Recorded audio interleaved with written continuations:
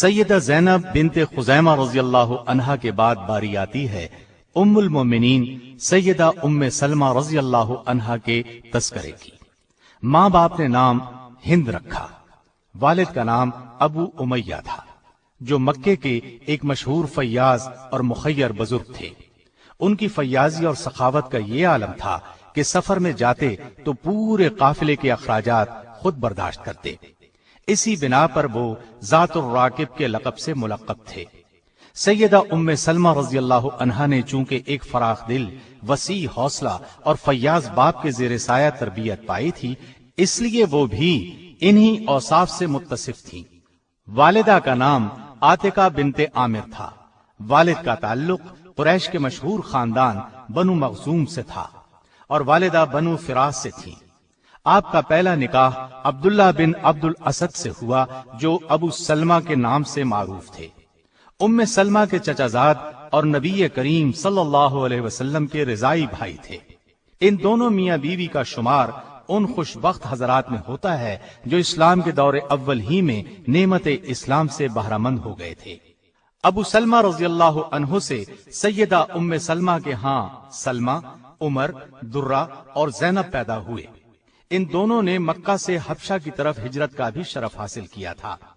حبشہ میں کچھ مدت قیام کے بعد دونوں واپس مکے آ گئے، پھر مکے سے مدینے کی طرف ہجرت کی۔ کہتے ہیں کہ یہ پہلی خاتون ہیں جو مکے سے ہجرت کر کے مدینے آئیں۔ ابو سلمہ جب حبشہ سے واپس مکے آئے تو مشرکین نے پھر ان پر ظلم ڈھایا، اس لیے انہوں نے مدینے کا رخ کیا۔ ام سلمہ رضی اللہ عنہا کا ہجرت مدینہ کا واقعہ بڑا دردناک ہے۔ خود ہی بیان کرتی ہیں کہ اپنے شوہر ابو سلمہ کے ساتھ ہجرت کا ارادہ کیا۔ ان کا کم عمر لڑکا سلمہ بھی ساتھ تھا۔ ام سلمہ کے گھر والے رکاوٹ بن گئے اور بولے، تم اکیلے مدینے جا سکتے ہو لیکن ہماری بیٹی کو ساتھ نہیں لے جا سکتے۔ مجبوراً انہوں نے اپنی بیوی کو وہیں چھوڑا اور مدینے چلے گئے۔ ام سلمہ اپنے گھر آ گئی۔ اس وقت ان کی گود میں دودھ پیتا بچہ تھا۔ ام سلمہ کے گھر والوں نے انہیں شوہر کے ساتھ ہجرت کرنے نہیں دی اور ابو سلمہ کے گھر والوں نے ان سے بچہ بھی چھین لیا۔ اب حالت یہ تھی کہ ابو سلمہ مدینے میں تھے، ام سلمہ اپنے گھر میں اور بچہ ابو سلمہ کے ماں باپ کے پاس تھا۔ ظاہر ہے یہ صورت ام سلمہ کے لیے کس قدر اذیت ناک تھی۔ خاوند کی جدائی، اوپر سے بچے کی جدائی کوئی معمولی واقعہ نہ تھا۔ ان کی حالت خراب ہو گئی۔ روزانہ گھر سے بے قراری کے عالم میں نکل کر مقام ابطح میں بیٹھ کر رویا کرتی۔ یہ ایک ٹیلا تھا جس پر یہ گریہ زاری کرتی۔ عرصے تک یہی کیفیت رہی مگر کسی کو ذرا ترس نہ آیا۔ آخر ان کے خاندان کے ایک شخص نے انہیں روتا دیکھا تو اس کا دل بھر آیا۔ ام سلمہ رضی اللہ عنہا کے لیے رحم کے جذبات ابھر آئے۔ گھر آ کر اس نے لوگوں کو جمع کیا اور کہا، اس بے بس اور ناتواں عورت پر کیوں ظلم ڈھاتے ہو؟ اسے اپنے شوہر کے پاس جانے دو اور اس کا بچہ بھی اسے دے دو۔ اس شخص نے یہ الفاظ اس انداز سے کہے کہ آخر سب نے اس کی بات مان لی۔ بچہ ان کے حوالے کر دیا اور مدینے جانے کی اجازت دے دی گئی۔ اب اپنے بچے کو لیے اونٹ پر سوار ہوئیں اور مدینے کا راستہ لیا۔ ساتھ کوئی مرد نہیں تھا، تنہا تھی اور راستہ طویل تھا۔ تنعیم کے مقام پر پہنچی تو کلید بردار عثمان بن طلحہ نے انہیں دیکھ لیا۔ یہ اس وقت تک مسلمان نہیں ہوئے تھے۔ کعبے کی چابی ان کے خاندان کے پاس چلی آ رہی تھی۔ انہوں نے دیکھ کر پہچان لیا اور کہا، ام سلمہ ہیں۔ ان کے خاوند ابو سلمہ سے ان کے بہت اچھے تعلقات تھے۔ عثمان نے پوچھا، کہاں کا ارادہ ہے؟ ام سلمہ رضی اللہ عنہا نے کہا، مدینے کا۔ عثمان نے پوچھا، کوئی ساتھ ہے؟ آپ نے فرمایا، اللہ اور یہ بچہ۔ اس پر عثمان نے کہا، تم تنہا کیسے جاؤ گی؟ میں ساتھ چلتا ہوں۔ یہ کہہ کر انہوں نے اونٹ کی مہار پکڑ لی اور مدینے کی طرف روانہ ہو گئے۔ سیدہ ام سلمہ رضی اللہ عنہا بیان کرتی ہیں کہ عثمان راستے میں کہیں ٹھہرتے تو اونٹ کو بٹھا کر خود دور کسی درخت کے نیچے چلے جاتے اور میں نیچے اتر جاتی۔ روانگی کا وقت ہوتا تو اونٹ پر کجاوا رکھ کر خود دور ہٹ جاتے اور مجھ سے کہتے، سوار ہو جائیں۔ ام سلمہ کہتی ہیں، میں نے عثمان کو بہت ہی حیا والا، انتہائی تقوی شعار اور پیکر شرافت پایا۔ میں نے کسی شخص کو اس سے زیادہ شریف النفس نہیں دیکھا۔ مختلف منازل پر قیام کرتے آخر وہ مجھے مدینے تک لے آئے۔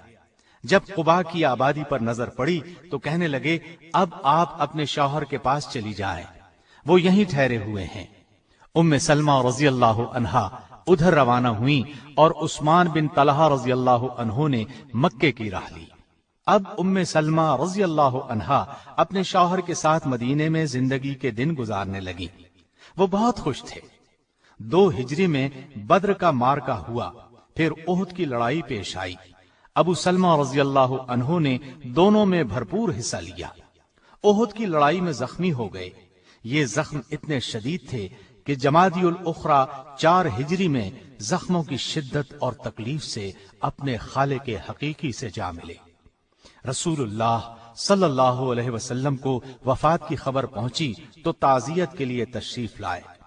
گھر میں کوہرام بپا تھا۔ سیدہ ام سلمہ رضی اللہ عنہا انتہائی غمزدہ تھیں۔ ان کو تسلی دی اور صبر کی تلقین کی۔ وفات کے وقت سیدنا ابو سلمہ کی آنکھیں کھلی رہ گئی تھیں۔ آپ صلی اللہ علیہ وسلم نے اپنے دست مبارک سے ان کی آنکھیں بند کی۔ اس موقع پر آپ صلی اللہ علیہ وسلم نے فرمایا، انسان کی روح جس وقت قبض کی جاتی ہے تو اس کی دونوں آنکھیں اس کو دیکھنے کے لیے کھلی رہ جاتی ہیں۔ اس کے بعد آپ صلی اللہ علیہ وسلم نے ان کی نماز جنازہ پڑھائی۔ مسلم کی روایت میں اس طرح ہے کہ ام سلمہ کہتی ہیں، جب میں چیخی چلائی تو رسول اللہ صلی اللہ علیہ وسلم نے فرمایا، کیا تم شیطان کو اس گھر میں داخل کرنا چاہتی ہو جس گھر سے اللہ نے اس کو نکال دیا ہے؟ آپ صلی اللہ علیہ وسلم کے ان الفاظ کے بعد میں نے منہ سے آواز نہیں نکالی۔ ابو سلمہ رضی اللہ عنہ کی وفات کے بعد جب عدت گزر گئی تو سیدنا ابو بکر صدیق رضی اللہ عنہ نے ام سلمہ رضی اللہ عنہا کو نکاح کا پیغام دیا، لیکن سیدہ نے انکار کر دیا۔ اس کے بعد سیدنا عمر رضی اللہ عنہ نبی کریم صلی اللہ علیہ وسلم کا پیغام لے کر آئے تو انہوں نے فرمایا، میرے چند عذر ہیں۔ میں ایک غیور عورت ہوں، عیالدار ہوں۔ تیسری بات یہ ہے کہ میری عمر زیادہ ہے۔ آپ صلی اللہ علیہ وسلم کو ان کے یہ عذر بتائے گئے۔ آپ صلی اللہ علیہ وسلم نے ان سب باتوں کو منظور فرما لیا۔ آپ کا نکاح شوال 4 ہجری کے آخری دنوں میں ہوا۔ سیدہ ام سلمہ رضی اللہ عنہا بڑی بہادر، عاقل و فہیم اور اصابت رائے کی مالک تھی۔ جب نبی کریم صلی اللہ علیہ وسلم گھر تشریف لاتے تو شرم و حیا کی وجہ سے اپنی لڑکی زینب کو گود میں بٹھا لیتی، لیکن پھر آہستہ آہستہ گھل مل گئیں۔ ام سلمہ رضی اللہ عنہا نبی کریم صلی اللہ علیہ وسلم کے آرام و آسائش کا بہت خیال رکھتی تھی۔ ان کے ایک غلام تھے، سفینہ نام تھا۔ آپ نے انہیں اس شرط پر آزاد کر دیا کہ جب تک رسول اللہ صلی اللہ علیہ وسلم زندہ ہیں ان کی خدمت کرتے رہو گے۔ سیدہ ام سلمہ رضی اللہ عنہا 4 ہجری میں حرم نبوی میں داخل ہوئی۔ اس کے بعد پوری زندگی نبی کریم صلی اللہ علیہ وسلم کے ساتھ رہی۔ صلح حدیبیہ کے موقع پر سیدہ ام سلمہ رسول اللہ صلی اللہ علیہ وسلم کے ساتھ تھی۔ صلح حدیبیہ کی شرائط مسلمانوں کو منظور نہ تھی، اس وجہ سے تمام مسلمان غمگین تھے۔ آپ صلی اللہ علیہ وسلم نے صحابہ کو 3 دفعہ قربانی کرنے کا حکم دیا، لیکن رنج اور غم کی وجہ سے کوئی صحابی قربانی کرنے کے لیے نہ اٹھا۔ آپ صلی اللہ علیہ وسلم یہ دیکھ کر غمگین ہوئے اور سیدہ ام سلمہ رضی اللہ عنہا کے خیمے میں تشریف لے گئے۔ آپ صلی اللہ علیہ وسلم نے شکایت کے لہجے میں انہیں ساری بات بتائی۔ اس پر ام سلمہ نے عرض کیا، اے اللہ کے رسول صلی اللہ علیہ وسلم، یہ صلح مسلمانوں کو بہت ناگوار گزری ہے۔ افسردہ ہونے کی وجہ سے آپ کے حکم کی تعمیل نہیں کر سکے۔ آپ کسی سے کچھ نہ کہیں بلکہ باہر نکل کر اپنی قربانی کریں اور سر منڈوا دیں، یہ خود بخود آپ کی پیروی کریں گے۔ آپ صلی اللہ علیہ وسلم نے ان کا یہ مشورہ پسند فرمایا اور باہر نکل کر قربانی کی۔ نبی کریم صلی اللہ علیہ وسلم کا قربانی کرنا تھا کہ سبھی نے قربانی شروع کر دی اور سر منڈوا کر احرام اتار دیے۔ اس واقعے سے معلوم ہوتا ہے کہ آپ رائے دینے میں ماہر تھیں، لوگوں کی فطرت شناسی میں انہیں کمال حاصل تھا۔ سیدہ ام سلمہ رضی اللہ عنہا کی وفات کب ہوئی اس میں اختلاف ہے۔ صحیح بات یہ معلوم ہوتی ہے کہ 63 ہجری میں جس سال ہرہ کا واقعہ پیش آیا 84 برس کی عمر میں وفات پائی۔ سیدنا ابو ہریرہ رضی اللہ عنہ نے نماز جنازہ پڑھائی اور بقیع الغرقد یعنی جنت البقیع میں دفن کیا گیا۔ نبی اکرم صلی اللہ علیہ وسلم سے آپ کی کوئی اولاد نہیں تھی، ساری اولاد پہلے شوہر ابو سلمہ رضی اللہ عنہ سے ہوئی تھی۔ ام سلمہ حسن و جمال میں یکتائے زمانہ تھی، بال نہایت گھنے تھے، آپ بہت فضائل کی مالک تھی۔ علم کے لحاظ سے اگرچہ سبھی ازواج مطہرات کا درجہ بلند ہے، لیکن سیدہ عائشہ رضی اللہ عنہا اور سیدہ ام سلمہ رضی اللہ عنہا کا تو ان میں جواب نہیں تھا۔ لوگ مسائل ان سے پوچھتے تھے۔ سیدنا ابو ہریرہ رضی اللہ عنہ اور سیدنا عبداللہ بن عباس رضی اللہ عنہ جیسے عالم فاضل ان سے مسائل پوچھتے تھے۔ تابعین کا ایک بہت بڑا گروہ ان سے علم حاصل کرتا رہا۔ قرآن مجید نبی کریم صلی اللہ علیہ وسلم کی طرز اور لہجے میں پڑھتی تھی۔ ایک مرتبہ کسی نے سوال کیا، نبی اکرم صلی اللہ علیہ وسلم کس طرح تلاوت کیا کرتے تھے؟ سیدہ نے فرمایا ایک ایک آیت الگ الگ پڑھتے تھے، پھر خود اس طرح پڑھ کر سنایا۔ حدیث کے میدان میں بھی آپ کا خاص مقام تھا۔ سیدہ عائشہ رضی اللہ عنہا کے سوا اس فن میں ان کے مقابلے کا کوئی نہیں تھا۔ 387 احادیث روایت کی، حدیث سننے کا بہت شوق تھا۔ ایک روز بال گندوا رہی تھی کہ نبی کریم صلی اللہ علیہ وسلم خطبہ دینے کے لیے ممبر پر تشریف فرما ہوئے اور زبان مبارک سے ایھا الناس اے لوگو کا لفظ نکلا۔ اسی وقت مشاطہ سے فرمایا بال یوں ہی باندھ دو۔ اس نے کہا اتنی بھی کیا جلدی ہے، ابھی تو آپ صلی اللہ علیہ وسلم کی زبان سے ایھا الناس ہی کا لفظ نکلا ہے۔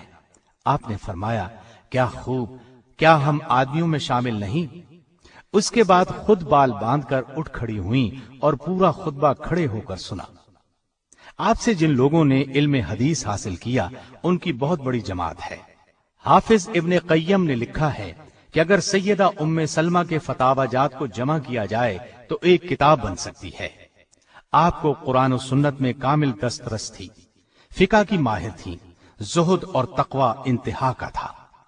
ایک مرتبہ سیدنا عبد الرحمن بن عوف رضی اللہ عنہ نے آ کر کہا اماں میرے پاس مال اس قدر جمع ہو گیا ہے کہ اب بربادی کا خوف ہے۔ آپ نے فرمایا بیٹا اس کو خرچ کر دو۔ رسول اللہ صلی اللہ علیہ وسلم سے آپ کو انتہا درجے کی محبت تھی، اس طرح آپ کو بھی ان سے بہت محبت تھی۔ اللہ تعالیٰ کی ان پر ہزار رحمتیں ہوں۔